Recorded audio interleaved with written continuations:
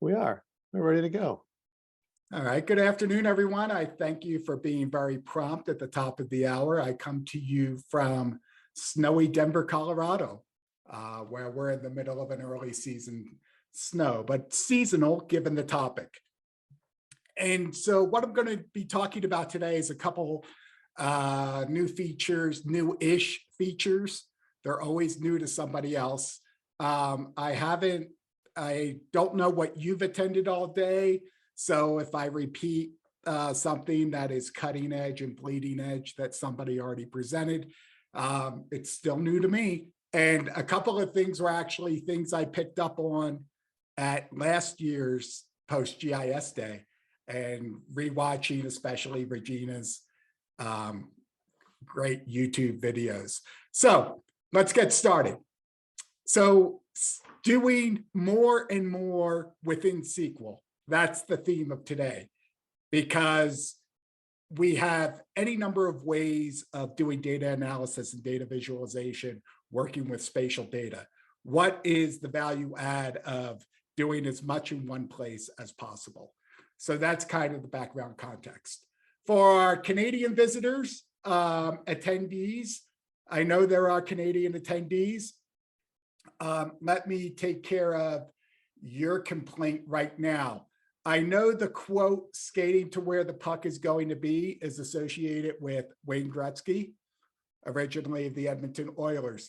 But I've chosen Gordie Halber for a very specific reason, because Gordie, in addition to being a great skater, a great scorer, also liked to mix it up with the rough stuff. And he played well into his old age. And I associate that with PostGIS. I guess we're 40 years old, and by some standards, the Wikipedia standard at least. And so Gordie played in his 40s, and whether it's, MySQL, MongoDB, PostGIS is never afraid to go in the corners and lift an elbow or two to show the competition who's boss. So I want to start out with some background context. The most influential cartographer of the last 10 years, to my mind, has been Kirk Goldsberry, who's famous for creating hex maps of NBA shot efficiency that were published on ESPN.com, therefore giving him a map publishing platform much larger than most other cartographers ever get a sniff at. Kirk also benefited by being educated at the finest institution of geographic learning in North America. That would be Penn State. So I've been inspired for a long time by Kirk's work. And of course, hexagons as a symbolization strategy have become mainstream. And I would say Kirk has done more than his fair share. So like the NBA's done, Kirk has that's his corner. Like, what's our corner? Well, I like hockey. I listened to the Philadelphia Flyers win the Stanley Cup with the radio on the right. And I'll let you consider the reference the NHL statistics to figure out exactly how long ago that was. So we got some domain knowledge is what we're going to do. So there have been some projects and things I've seen in the past that reference the NHL API. Now, if you work with APIs, getting access to good granular data on APIs is half the battle, and often either costs, you need credentials, money, et cetera, et cetera. But the great thing about the NHL API is, for now, as of now, it's completely free, completely open, and there's a lot of community around documenting this. And we will have that. Paul, if I have the Zoom toolbar blocking my browser, what would be my options? Grab one of them and move them. All right, we'll figure it out. All right, so what does API data look like? Now, if you're like me, I like my universe to be a Cartesian plane of rows and columns, much like, heaven is an Excel spreadsheet. But as we peruse JSON data, we see cryptic characters, brackets, lots of quote marks, et cetera, et cetera. It's very hierarchical. It has its own unique quirks. And so none of us is rushing to the purgatory of JSON data analysis per se. But what would be worth it? What would be worth it is to have granular data of what goes on in a hockey game to the extent that not only do I have scores, who scored against whom. Friends, look at that. Does that not cheer your geographer heart? We have coordinates. Coordinates are beautiful. And now we open the door to spatial exploration by using the coordinates of the rink found in NHL API data. So if you forgive me, one last browser refresh, we'll get that. So we're going to look at maps. This is the map canvas. So 200 feet across, 85 feet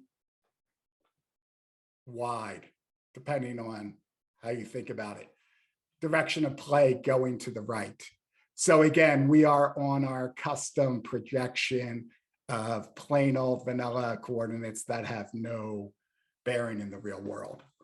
So as I said, we're in no hurry to interact with JSON API data, but as my favorite Twitter philosopher points out, we are headed headlong into a dystopia where society is split into those who live above the API and those who live below the API. And as depressing as this future might be, at the very least, we can say Postgres is offering us tools to handle JSON data in the environment to which we are currently accustomed. So, all good. So how do we get this data? There is an extension called HTTP that was built by our very own host. Yes, Paul Ramsey. He not only hosts the annual PostGIS Day, apparently he writes code the other 364 days a year. So he has an extension, as I like to think of it, of bring the internet into your database. Why not? So as I explained my using SQL to bring data into the database, a very concerned friend of mine said, wait, that's SQL injection. And I said, precisely, but I'm the one doing the injecting. So you know what that means? It means it's awesome. So it's so awesome, like, let's do a live demo, right? Because as the slide says, YOLO. All right, I have this completely empty table, friends, that's begging for data. Let's get some data right now of some random game that happened last year in the NHL. So, oh, I can't even highlight the right stuff. They're going to revoke my SQL privileges. Okay. And into that table, friends, we grabbed API data from the internet and we just stuffed it into our database because that's how we roll. So there's the data. It's actually stored as JSON-B binary format, but very thoughtfully, I can read it as if it was clear text. So we have a document that comes straight from the source. I haven't touched it. And goodness knows I haven't gotten out my Python to figure out how to parse this rather complicated document. So instead of complicated Python to parse, how about semi-complicated SQL? And I see semi. So we're going to query this document right here and pull out all the goals from that game. Friends, this was a lively match, if you will, of, there we go. This was a high scoring match between the Islanders and the Carolina Hurricanes. So lots of goals, 9 in all, and the Islanders lost, so never a bad thing. So the idea is JSON data. JSON is how data moves around in our API society. We can now suck it down using Paul's tool into our database and immediately query it. And look at this, friends. We have coordinates. Who's ready to get mapping? Everyone. That's who. All right.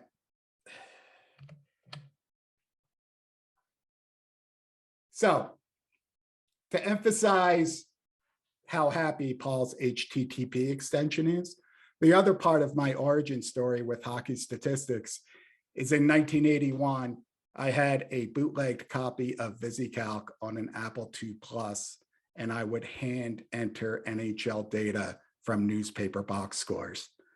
Does that make me old, friends, or does that make me incredibly prone to time-consuming tasks?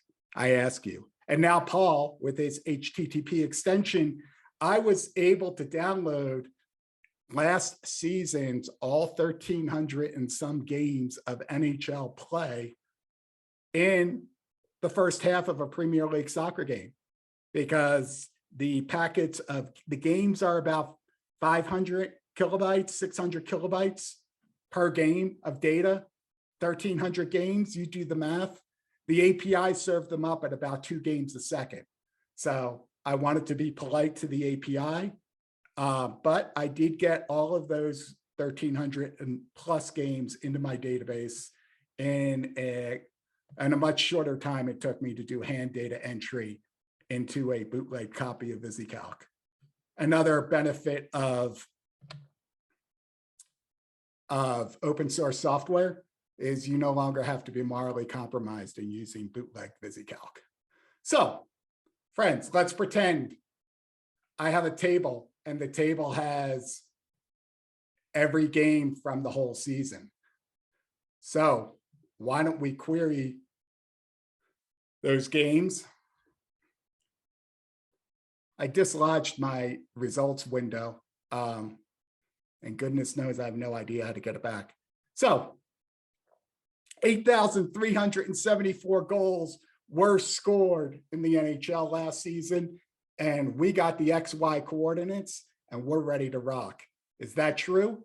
Not so fast.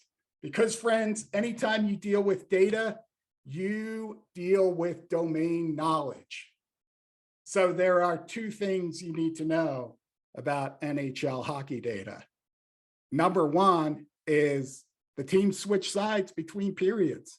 So what side are we shooting on? Because if we just, the data itself doesn't have anything associated with the goal that would tell you what side they were shooting at. No, that information is buried deep in the JSON in another section of the JSON. Therefore, to make sure we're all shooting in the right direction as we compile statistics, that's domain knowledge. So anytime you're working with data, you absolutely need the domain knowledge, because guess what's not in the JSON? No one's telling you this. And I will throw out another thing. Also in the data is shootout goals are included with goals. They're tagged with the period, which is the shootout. NHL statistics don't officially count shootout goals in their goal tallies. So if the NHL doesn't count goals that happen during shootouts, we won't either, right? So yeah, never forget domain knowledge, no matter how powerful your database is. So let's do some queries before we get into a raster. All right. So we are going to move this up here. What else do we have here, friends? We need a rink. We got a rink. There's the rink. We got some rink geometry, and we used ST translate to get the coordinate system to match up with our XY data that we're getting. What else do we need, friends? We need hexagons in the worst way. Check out ST hexagon grid, one-stop shopping. You're done, bro. Check this out. I hit run on that. Get me some geometry. Bro, I got it. I got some hexagons. I'm going to clip them to my rink, but I'm not going to waste your time with that. You know how to do all that. So where are we at? We're ready to make some visualizations of goals and hexagons ready to go. Now, I'm assuming this geographically savvy crowd knows how to do intersections and counts. So like how many goals happened within a specific hexagon? Like, I don't need to show you that. You know how to do it. There's a million ways to do it, but you know how to do it in SQL. So let's not belabor the point. Let's go into PostGIS raster. And I'm going to be perfectly honest. Many of us who've used PostGIS in a while, we've avoided PostGIS raster functions. And what I'm here to tell you, friends, there's a pretty good reason for that. Because so many things that have been abstracted away in your easy to use GUIs, you actually have to think about it. So getting your layering right, it's not only for 7-layer nachos, it's for your raster. Otherwise, things won't show up. All right. This is not a raster workshop. I'm not going to teach you anything. All I'm going to say is there's a lot of functions you need to figure out how to get your stuff to look right. For instance, converting vectors to rasters, that would be ST as raster, and then joining it with an empty raster. Maybe not the most intuitive workflow. And color it up with a color map. You're going to use translate. For those of you who worked with CAD type data, you're used to using translate to move your stuff around on your canvas, et cetera, et cetera. So I'm not here, you know, the worst phrase in tech that I've ever heard is when you ask somebody how to do something and they come back with, it's pretty straightforward. Bro, if it was straightforward, I wouldn't be asking questions. What is your problem? So you're going to have to roll up your sleeves. And as a professor of mine used to say, put an ice cold towel and wrap it tightly around your head because it's time to learn a little raster. But, and I'm sure Regina, if nobody else, this is the great innovation of PostGIS 3.3 is that ST letters is now a part of the standard library. Meaning like annotation, I can get a phrase and put it in text that is now like spatial polygons, spatially referenced. So we have data, we got hexagons, we have ST letters, which lets us make annotation. So it's time to do it, and it's time to do it live. I will put up a extremely ugly query that will give us the magic. And I will just go through real quickly what's going on. All right, friends, we got layers, and I'm using common table expressions just because it helps me keep things straight of where my layers are. So the idea of I have a canvas layer that's going to be the bottom layer that's going to like kind of be the spatial extent of things. I have the rink geometry. I have letters. I got some legend action going on here, plus my title. And look, I'm doing, you have to scale these things and translate them, meaning move them around your canvas as to get things to show up in the right direction. So color map. Do I enjoy making my first color map? No, I did not. Do I fully understand how color maps work? No, I do not. And I apologize. And then the STS raster, which is basically taking all these elements and that are vector and burning them into a raster and giving the intersection of the canvas with the vector work a pixel value. And we see that for the canvas and the rink, I just made up pixel values because I'm going to color map them the way I see. But for the hexagons, I have map classes already made using the power of SQL and joins. So you can put a variable from your vector table that will be the pixel value. So again, nothing too crazy and complicated, but when you're hand making it yourself, it's a lot. It can be a lot.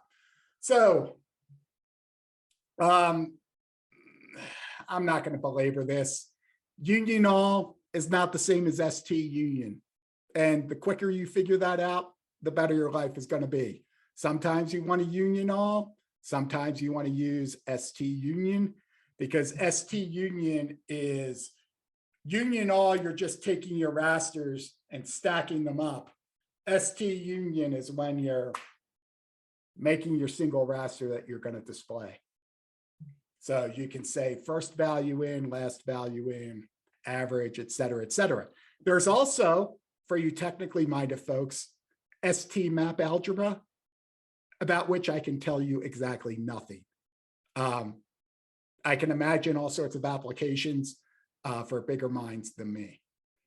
So we got all this stuff, friends. And you know what? Like, I'm just going to let it rip.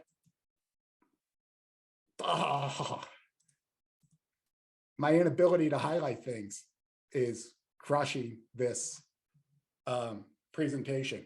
Before I get started, this was Regina's trick from last year. There's no, because your SQL interface has no built-in way of getting access and saving images to your hard drive, which is probably a good thing. We are just going to get the bytes of the image in kind of text format, base 64. So why don't we just highlight everything? And hopefully I won't get some super tedious error message. Something's happening. And here we have our image. Are you not impressed? Excuse me, Paul Ramsey's whispering in my ear. He's not impressed. This is not an effective demo. Oh, Paul, ye of little faith. Double click, select all, and then go to my browser. Get it from under the tyranny of my Zoom bar. Just paste all that junk in there. Oh my goodness. Look what happened, friends. We created a hex map purely from SQL using JSON files provided by the NHL. Now, my cartography is not going to win an award at NACIS, but we get some information. This is where Colorado Avalanche, that would be the defending Stanley Cup champions, where they score goals compared to where the rest of the NHL scores goals in the offensive end. So if red is above average, we see that two things. The left-hand side of the attack for the Colorado Avalanche is better than the average NHL. True, correct. Also, you'll see this dark blue area around the net. And what you can infer from that is Colorado Avalanche, they're a finesse team. They're kind of soft. They're not roughing it up in front of the net, getting and picking up junk. No, they're taking sweet shots, one-timers from the wing, further away than their less skilled compatriots, and they're succeeding. So friends, if you watch this demo, and I'll leave you with this little pearl of wisdom, if you watch this demo and you're sitting there with your arms crossed, like, I can do that in Python, I can do that in Node. Since I don't want to be ageist, I'll even shout out to you people out there who are saying, I can do it in Perl. And here's the takeaway. No matter what tool that I just mentioned, you'll always need SQL. But as SQL expands its capabilities, what you need to ponder in your dark night of the soul is whether SQL will still need you. And with that, I conclude my talk.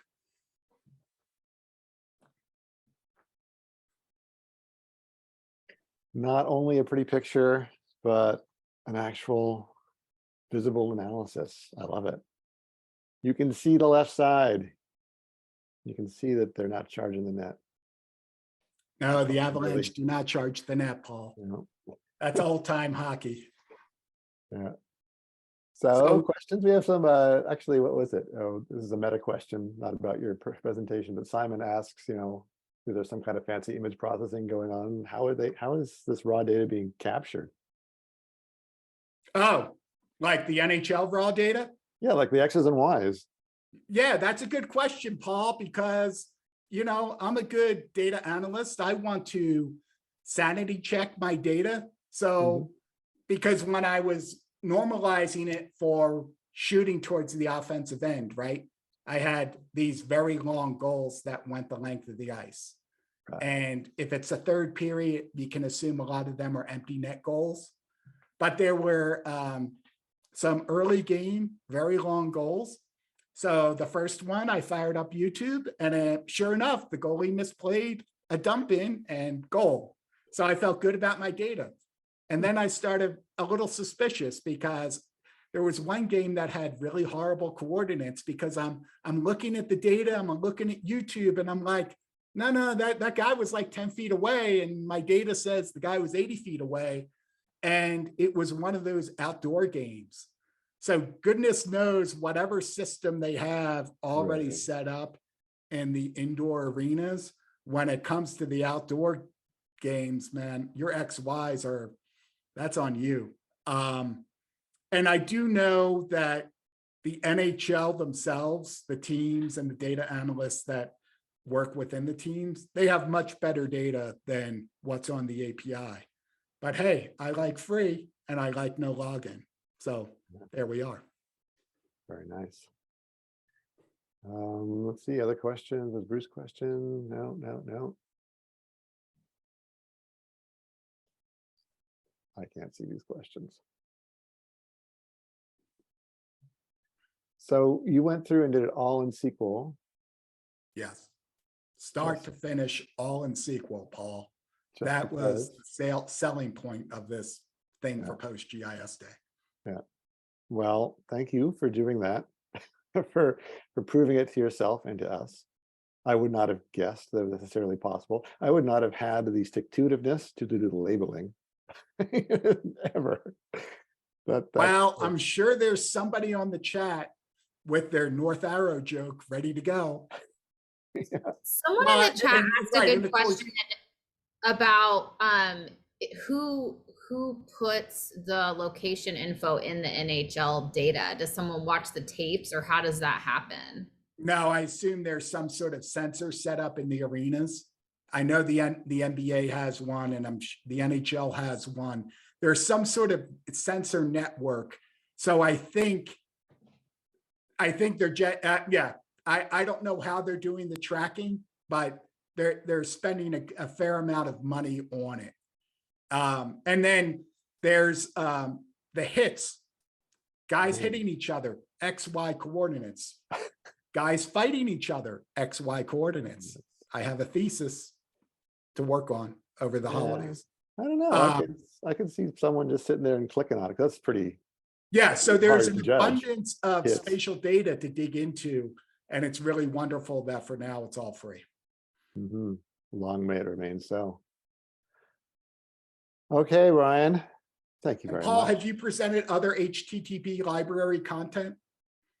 I have not. The only other HTTP content I have seen was a talk last year at PostGIS Day about the param stack, where again, a dedicated user showed a complex analysis problem solved 100%, all the way from data acquisition to final result done inside the database.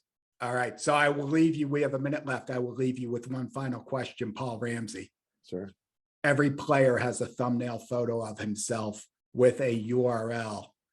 How can I use HTTP to grab that JPEG and do something productive with it inside a database? Do I need a content type header? What do I need? Do I need extra magic? Oh yeah, no, you pull it, you'll get access to the binary. There's just one little trick. If you carefully read the directions, it will tell you how to deal with binary results. That, my friends, is where I sign off. When Paul Ramsey tells me to carefully read the RTFM, buddy. It's pretty straightforward. Man, I will leave. Thank you for hosting. Have a great PostGIS day, everyone. Thank you, Brian.